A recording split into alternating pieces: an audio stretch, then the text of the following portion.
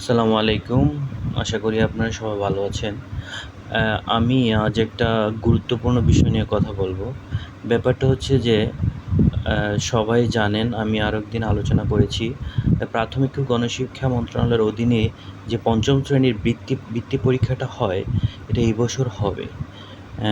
কিছুদিন আগে কোন স্কুল থেকে কতজন পরীক্ষার্থী অংশগ্রহণ করবে, এটার একটা তালিকা নিয়েছেন আমাদের যে উপজেলা শিক্ষা অফিসে। কিন্তু আজ দেখলাম যে ওইটার পাশাপাশি যে চূড়ান্তভাবে যারা অংশগ্রহণ করবে তাদের একটা তালিকা দেওয়ার জন্য বলা হয়েছে। এটা সম্পূর্ণ তালিকাটা হবে অনলাইনে। সো এই ব্যাপারটা নিয়ে হচ্ছে আমি একটু কথা বলবো।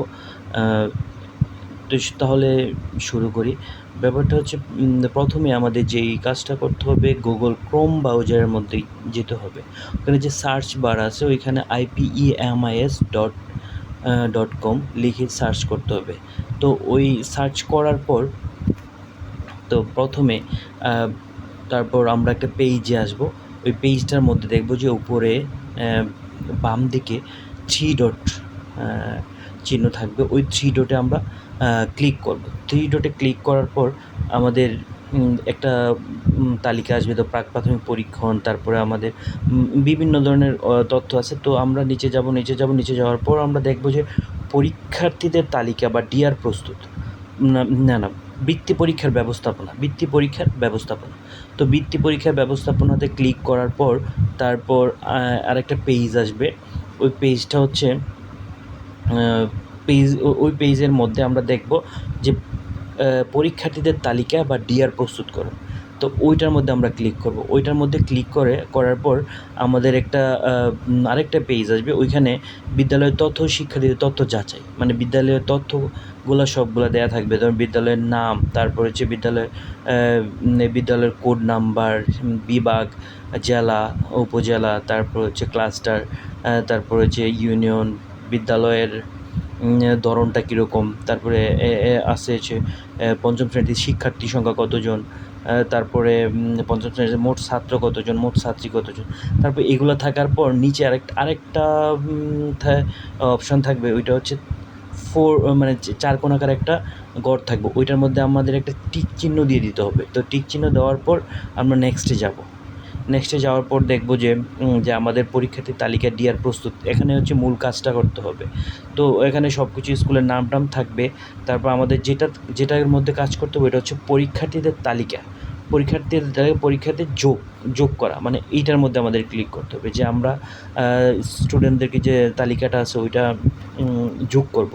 তো এখানে আমাদের প্রথমে যোগ করতে হবে শিক্ষার্থীদের তথ্য বলতে শিক্ষার্থীদের নাম, তারপর হচ্ছে জন্ম নিবন্ধন, জন্ম তারিখ, বাবার নাম, মায়ের নাম, এগুলো আর কি। তো এখানে একটা ক্লিক করার পর তারপরে একটা পেজ আসবে। পেজটার মধ্যে পরীক্ষার্থী যোগ করুন না, এরকম একটা লেখা থাকবে উপরে।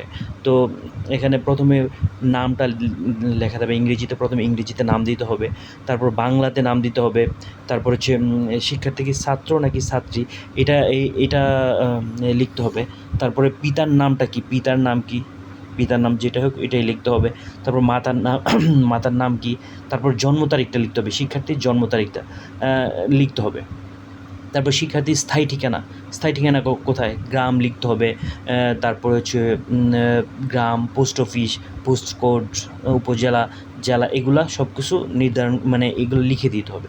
তারপর হচ্ছে ধর্ম, সে কি মুসলিম নাকি হিন্দু নাকি বৌদ্ধ নাকি খ্রিস্টান, এগুলোকে আমাদের উল্লেখ করতে হবে। তারপরে যে কাজটা করতে হবে, সে কি মানে কোন মাধ্যমে পরীক্ষা দিতে চায়, সে কি বাংলা মাধ্যমে পরীক্ষা দিতে চায় নাকি ইংরেজি মাধ্যমে পরীক্ষা দিতে চায়, সেটাকেও আমাদের উল্লেখ করে দিতে হবে। তারপরে হচ্ছে আরেকটা অপশান থাকবে যে বিশেষ চাহিদা সম্পন্ন শিশু কিনা, সে কি বিশেষ চাহিদা সম্পন্ন শিশু, ওইটা যদি বিশেষ চাহিদা সম্পন্ন হয় তাহলে হ্যাঁ নির্ধারণ করতে হবে।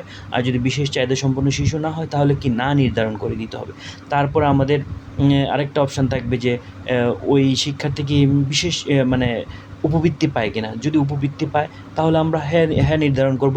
আর যদি উপবৃত্তি না পায় তাহলে আমরা না নির্ধারণ করে দিব। তারপর ডান দিকে আরেকটা থাকবে, ঘর থাকবে হচ্ছে শিক্ষার্থীদের ছবি, তাদের সদ্য তোলা কপি ছবি দিতে হবে। তো ওই ছবি থেকে স্ক্যান করে আমাদের একটা ছবি আপলোড করতে হবে। তারপর যে কাজটা করতে হবে, তারপর আমরা সব কিছু পুনরায় আবার যাচাই করব।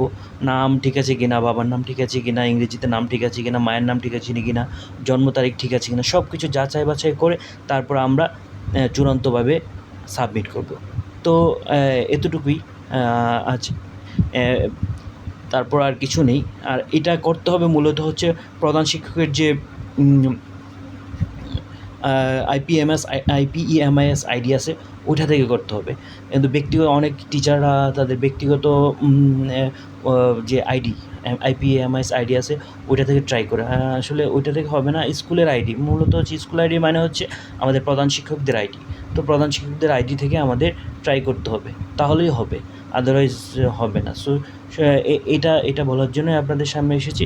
সবাই ভালো থাকবেন, দোয়া করবেন, সবাই সুস্থ থাকুন, আর সবাই সুস্থভাবে সুন্দরভাবে কাজ করুন। যদি কোনো সমস্যা হয় তাহলে অবশ্যই আমাকে মেসেজ দিয়ে জানাবেন। আর আমার পাশেই থাকুন বিভিন্ন তথ্য জানার জন্য। ধন্যবাদ সবাইকে। আসসালামু আলাইকুম।